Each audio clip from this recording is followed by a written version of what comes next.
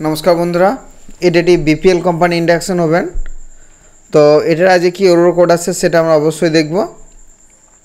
तो एटा हच्छे BPL company induction oven. तो आमार चैनेले जारा नतून दर्शक तारा अवश्यई चैनेलटा सबस्क्राइब करे राखुन एबं पाशे थाका बेल आइकनटी अन करे राखुन। और जारा पेज थेके देखछेन अवश्यई पेजटा फलो करे राखुन। प्रतिनियत आमार इंडक्शनेर भिडियो एबं आदार्स अन्यान्य भिडियो आमि यूट्यूब चैनेलेर मध्ये आपलोड करी। तो अवश्यई आपनारा चैनेलटा फलो करबेन। तो এটা এখন দেখুন E0 প্রবলেম দেখা দিচ্ছে, অর্থাৎ ইন্ডাকশনটা E0 প্রবলেম দেখা দিচ্ছে। E0 প্রবলেম অনেক জায়গা থেকে অনেক রকমভাবে হতে পারে। তো আমি আজকে এটা দেখব আজকে কীভাবে এটা রেডি করা যায়। আর এর আগেও অনেক E0 ভিডিও দেওয়া আছে, সেগুলো আপনারা খেয়াল করতে পারেন। তো পুরো সম্পূর্ণভাবে ভিডিওটা দেখুন, স্টেপ বাই স্টেপ আপনাদের সমস্ত কিছু ডিটেলসে বুঝিয়ে দেবো এবং এটা বলে দেবো কীভাবে কাজটা করা যায়। তো অনেকেরই E0 প্রবলেম দেখা দেয়। তো এটা যে ইন্ডাকশনের সার্কিট বোর্ডটা, এটা একটা স্ক্রিনটা আছে। তো এটা একটা ইন্ডাকশন সার্কিট বোর্ডটা, এটা গোটাটা। তো সবার ক্ষেত্রে একই প্রবলেম না হতে পারে, তো বেশিরভাগ এইসব জায়গাগুলো থেকে প্রবলেমগুলো দেখা দেয়। তো আপনারা একটু ধৈর্য সহকারে দেখুন ভিডিওটা। তো আমি আপনাদেরকে স্টেপ বাই স্টেপ দেখিয়ে দিচ্ছি। তো সর্বপ্রথম যে কাজটা করবেন, দেখুন এখানে দেখুন একটা ক্যাপাসিটর রয়েছে। দেখুন এই যে ক্যাপাসিটর, এটার ভ্যালু হচ্ছে 5 mm, এটা ক্যাপাসিটর। তো এই যে দুটো প্রান্ত রয়েছে, দেখুন এই দুটো প্রান্ততে কত ভোল্টেজ থাকবে সেটা আমরা একটুখানি দেখব। এখানে সব সময় মনে রাখবেন 300+ ভোল্টেজ থাকে। 280-90ও থাকতে পারে, কিন্তু বেশিরভাগ 220-30 ভোল্টেজ বা 215-200 ভোল্টেজের মধ্যে পেলে এটা ঠিক প্রায় 300+ ভোল্টেজ থাকে। তো আমরা এখানে কত ভোল্টেজ আছে এক্স্যাক্টলি সেটা একটুখানি দেখে নেব। তো এখানে ভোল্টেজ দেখুন 322, অর্থাৎ 300+ ভোল্টেজ আছে। তো এখানে অবশ্যই ক্যাপাসিটারটা ঠিক আছে, যেহেতু 300 ভোল্টেজ আছে মানে অর্থাৎ ক্যাপাসিটারটা ঠিক রয়েছে। এবার আমরা দেখব, দেখুন আইজিবিটির মাঝের পিন অর্থাৎ ড্রেন পিন, এই ড্রেন পিন থেকে দেখুন এখান থেকে একটা রেজিস্টার যায় এবং মাইক্রো কন্ট্রোলার আইসির মধ্যে একটা ফিডব্যাক ভোল্টেজ হালকা পালস এখানের মধ্যে যায়। এই যে মাঝের এই ড্রেন পিনটা, তো এখানে এই যে ড্রেন পিনটা যেটা রয়েছে দেখুন এখানে একটা রেজিস্টার রয়েছে, দেখুন ঠিক এই রেজিস্টারটা। তো এই রেজিস্টারটার ভ্যালুটা আমরা একটুখানি দেখে নেবো কত আছে। তো এটা আমার সার্কিট বোর্ড থেকে সর্বপ্রথম একটা পিনকে জাস্ট তুলে নেবো, একধারে পিন। তো তাহলে কী হবে, আমাদের পরিমাপ করতে সুবিধা হবে। তো যে কারণে শুধুমাত্র একধারে একটা পিনকে আমরা সার্কিট বোর্ড থেকে তুলে নেব। তো সার্কিট বোর্ড থেকে দেখুন যে কোনো একটা পিন আমরা তুলে নিয়েছি, দেখতে পাচ্ছেন এখানে ভ্যালু দেওয়া রয়েছে।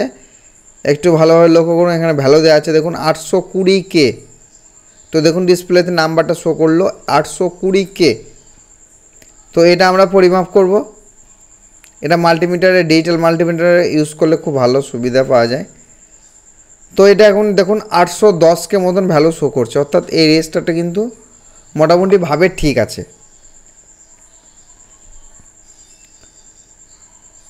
তো এই রেজিস্টারটা আমরা এখন সোল্ডার করে নেবো, যেহেতু এই রেজিস্টারটা ঠিক আছে।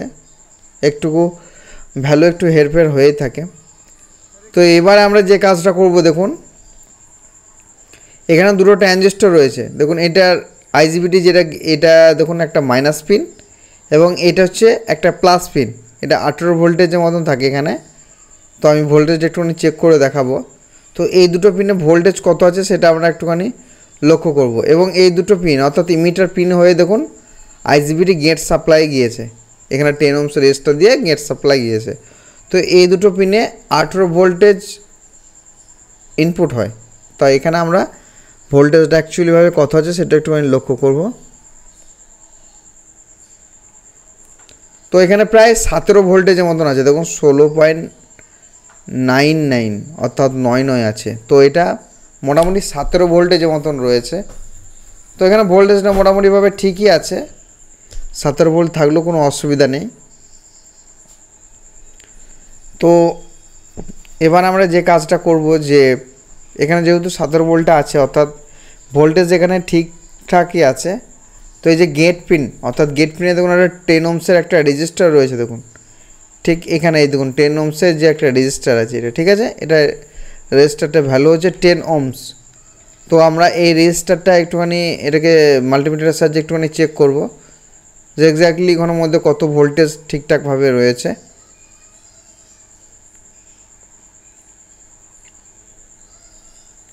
তো এখানে দেখুন 9.7 আছে, অর্থাৎ এটা 10 ohmsের রেজিস্টারটার মধ্যে 9.7 আছে। তো অর্থাৎ এটা 10 ohmsের রেজিস্টারটা সম্পূর্ণভাবে ঠিক আছে। তো এবার আমরা যে কাজটা করব, এই যে দুটো ট্রানজিস্টর যে দুটো রয়েছে, এই ট্রানজিস্টর দুটো আপনারা পরিমাপ করতে পারেন। তো এখানে দেখুন লেখা রয়েছে 3904 এবং 3906, এই দুটো ট্রানজিস্টর দিয়েই আইজিবিটি গেট সাপ্লাইটা দেওয়া হয়। তো আমরা কি করব, এই যে দুটো ট্রানজিস্টর যে দুটো রয়েছে দেখুন ভালোভাবে খেয়াল করে দেখুন, দুটো ট্রানজিস্টর ইমিটার পিন হয়ে কিন্তু আইজিবিটি গেট সাপ্লাই দেওয়া হয়েছে।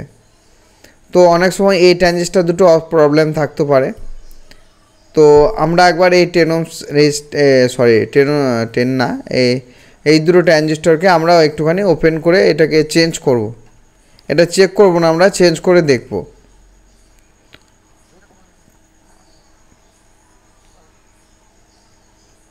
তো আমরা এই দুটো ট্রানজিস্টরকে আমরা একটুখানি চেঞ্জ করব।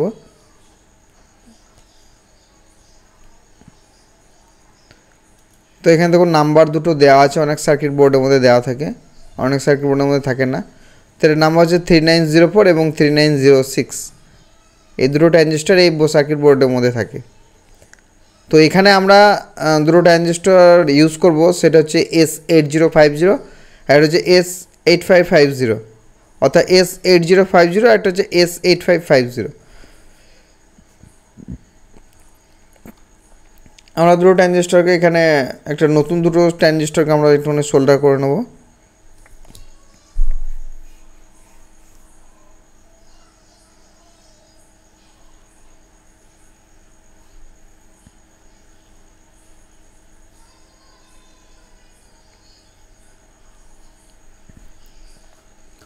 তো আমাদের কাজটা মোটামুটিভাবে সোল্ডার করা হয়ে গেছে। এবার আমি এটাকে আমরা একবার টেস্টিং করতে হবে, কারণ যেহেতু কোনো কিছু পেলাম না। তো আমরা একবার এটাকে একবার টেস্টিং করে দেখব যে ট্রানজিস্টর থেকে এই প্রবলেমটা দেখা দিচ্ছে কি না। তো এটাকে আমরা একটুখানি চেক করব।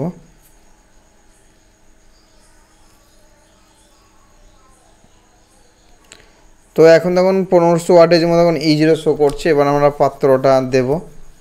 তো এখানে দেখুন মেটাল কোনোভাবে মেটালটা সেন্স করছে না, অর্থাৎ এখনও পর্যন্ত E0 প্রবলেম দেখা দিয়েছে। তো এটা আমরা আরেকবার অফ অন করে দেখব। অনেক ক্ষেত্রে এটা ডিসপ্লেটা একটুখানি কাজ করছে না, অর্থাৎ কাজটা একটুকু সরানোরা হয়ে গেছে হতে পারে, একবার কাজ করছে না এটা। তো আমরা এটা পাওয়ার অফ করে একবার অন করে দেখব। পাওয়ার অফ করার পর অন করার পর হ্যাঁ এবার কাজ করেছে। দেখুন 1300 ওয়াটেজ রয়েছে, কিন্তু E0 প্রবলেম দেখা দিয়েছে। তো এখনোভাবে এই কাজটা রেডি হয়নি। সাধারণতভাবে এইভাবে E0 প্রবলেমটা দেখা দেয় এখানের মধ্যে। তো আমরা এবারে যে কাজটা করব সেটা হলো যে এই যে ইন্ডাকশন সার্কিট বোর্ডের মধ্যে এই যে এখানের মধ্যে দেখুন এই যে আইসিটা রয়েছে দেখতে পাচ্ছেন, এই আইসিটা এটা হচ্ছে মাইক্রো কন্ট্রোলার আইসি। তো এই আইসিটা থেকে এই প্রবলেমটা কিন্তু দেখা দিচ্ছে। তো আমরা কি করব, এই আইসিটাকে চেঞ্জ করব। তো আমি চেঞ্জ করা ভিডিওটা দেখাচ্ছি না, তো আইসিটা আমরা চেঞ্জ করে নিয়েছি। তো এবার আমরা এটাকে দেখব ঠিকঠাকভাবে কাজ করছে কিনা। এখন দেখুন 1300 ওয়াটেজের মতো উঠছে, আর কিন্তু E0 প্রবলেমটা দেখাচ্ছে না, অর্থাৎ এটা কিন্তু সমস্যা ছিল মাইক্রো কন্ট্রোলার থেকে। তো বেশিরভাগ E0 যে প্রবলেমটা আপনাদের দেখালাম ওখান থেকে E0 প্রবলেমটা সলভ হয়ে যায়। তবে এটা কোনো কারণবশত মাইক্রো কন্ট্রোলার আইসি নষ্ট হয়ে গেছে, তো যে কারণের জন্য এই প্রবলেমটা দেখা দিচ্ছিল। তো ভিডিওটি যদি ভালো লেগে থাকে প্লিজ একটা লাইক অবশ্যই করুন। আর